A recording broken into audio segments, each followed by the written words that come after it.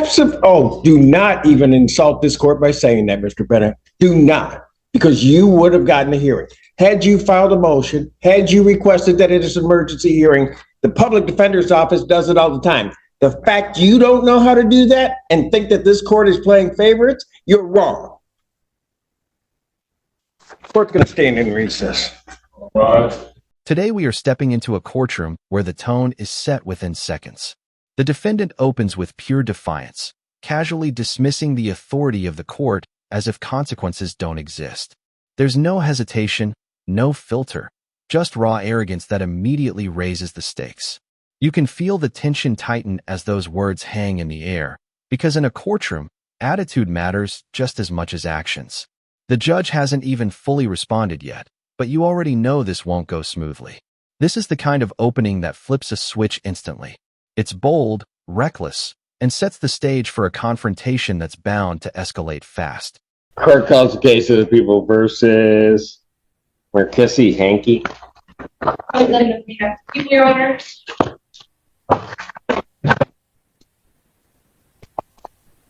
Good afternoon, Your Honor. Attorney Kevin Hassan, P7.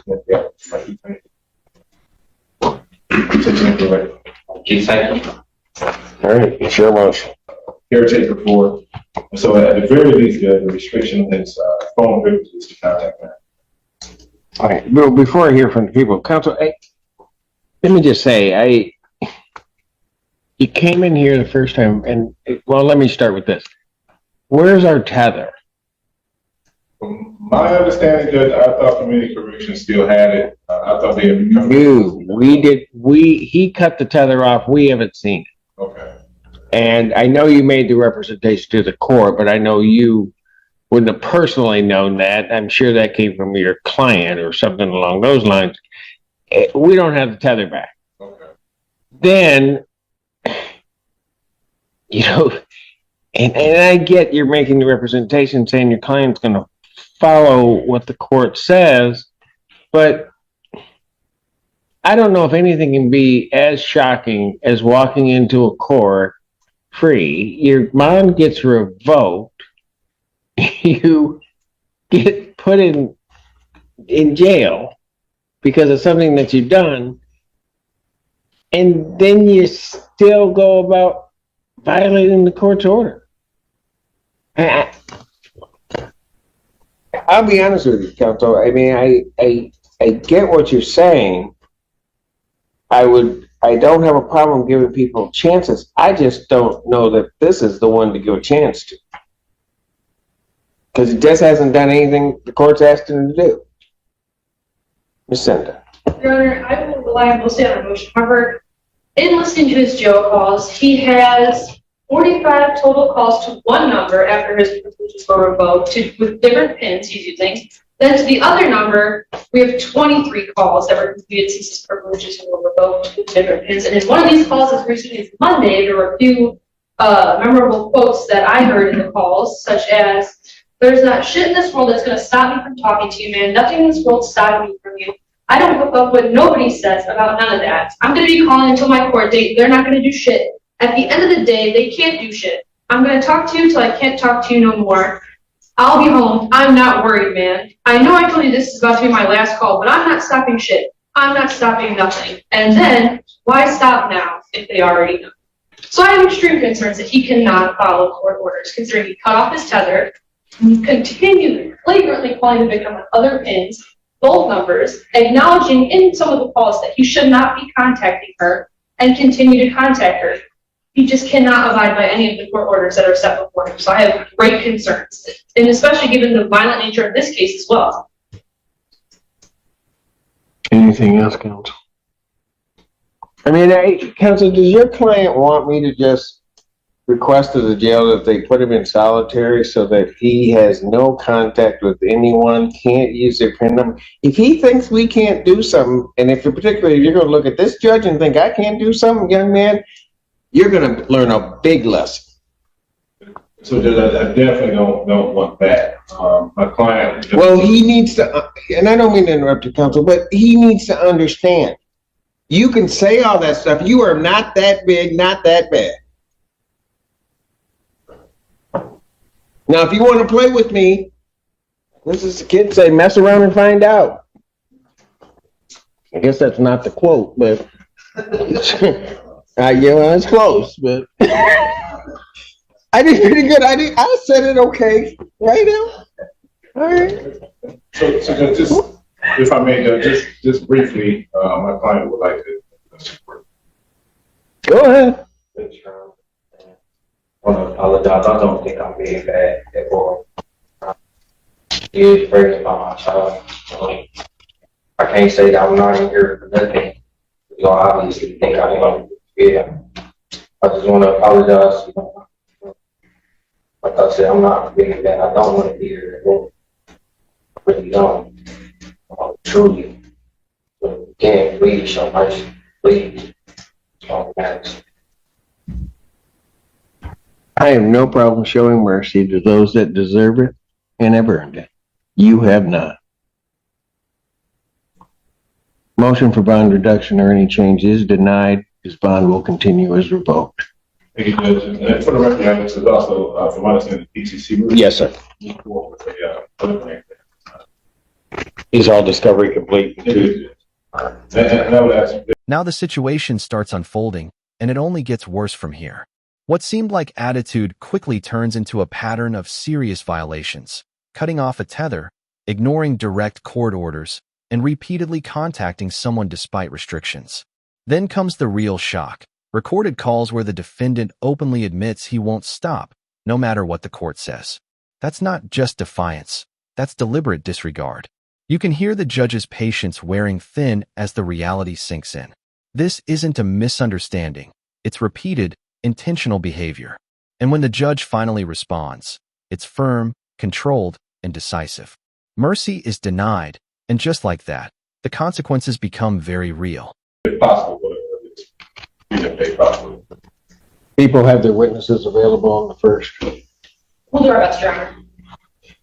Preliminary examination in person will be set April 1st, 9 a.m. in person before Judge Perry. That's right.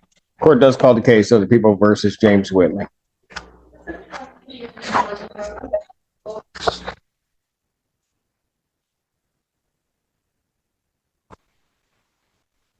Good afternoon, Your Honor. For the record, my name is Jeffrey Bennett. I'm here with and I'm here. James Dennis Whitley.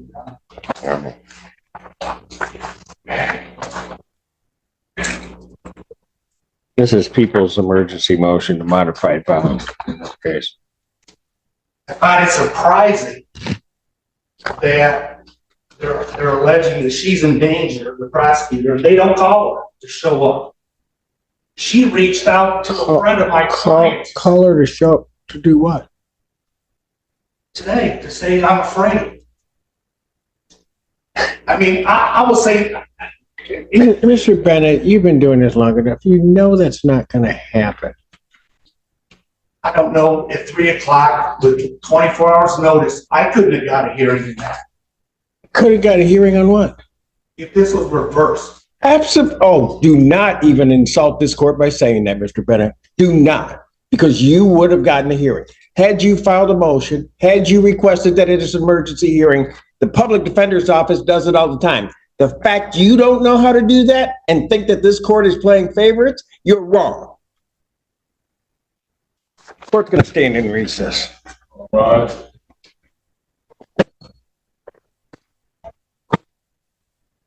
Have you seen it?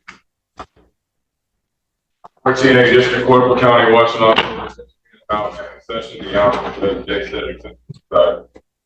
You may be seated.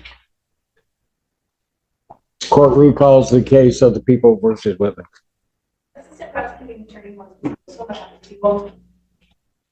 Good afternoon, Your Honor. For the record, my name is Jeffrey Bennett. I'm here in Midtown on behalf of Mr. Whitley, standing to my right. Willing to state your name before, please. James Dennis Whitley.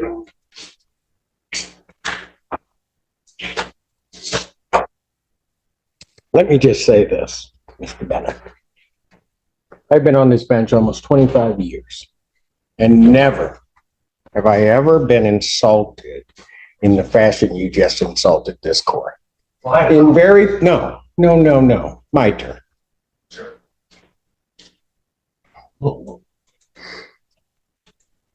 The case, the very first case, when you say that defense counsel or anybody else doesn't get access to the court like the prosecutors, you are absolutely wrong. The first case I called today was upon receiving a notification about something that I had considered in a bond, was notified that that had been located. This court, to the defendant's benefit, set that hearing without notice to any side. I set the hearing. So to be fair to all of the parties, I receive motions all the time regarding bond. And this court just seeks to be fair, to have a hearing. Mr. Bennett, if I had had in my heart the desire just to lock your client up, quite frankly, because the decision came from a magistrate under the court rule without a hearing, I could have changed that bond. But I wanted to give the parties the opportunity to be heard. Now, having said that, so maybe you can put that in a little perspective. I heard you that you said you just got the discovery, can't go through it. Well, I'm going to give you about another 18 hours to go through it because I'm adjourning this hearing for two reasons. To allow you to go through the discovery, to give me a cogent argument as to why I should not grant what the people want. And secondly, because you have raised the ire of this court. I am not going to punish your client by what was one of the most ignorant statements I have heard about the conduct of this court from any counsel in all of my years. I will not, by any means, punish him for that. I do not make my decisions out of anger. I'm adjourning this to tomorrow, May 10th, noon. All the parties are ordered to be here. That is all. That is all. Noon tomorrow. Happy. All right.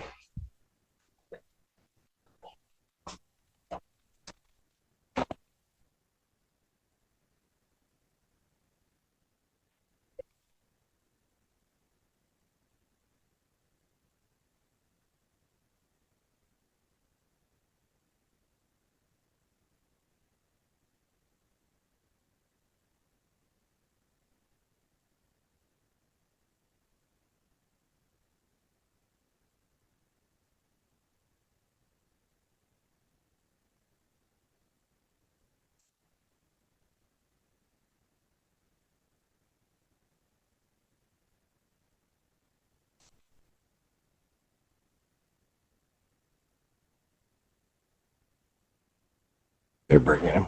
Yes. Just when you think things might settle down, the courtroom tension takes a different turn.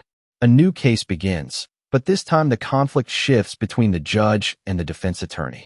What starts as a legal argument quickly crosses into dangerous territory when the attorney questions the court's fairness. That's a line you don't cross lightly. The judge's reaction is immediate and powerful, shutting it down without hesitation.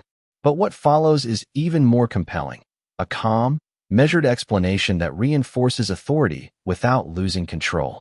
Instead of reacting with anger, the judge chooses discipline and fairness.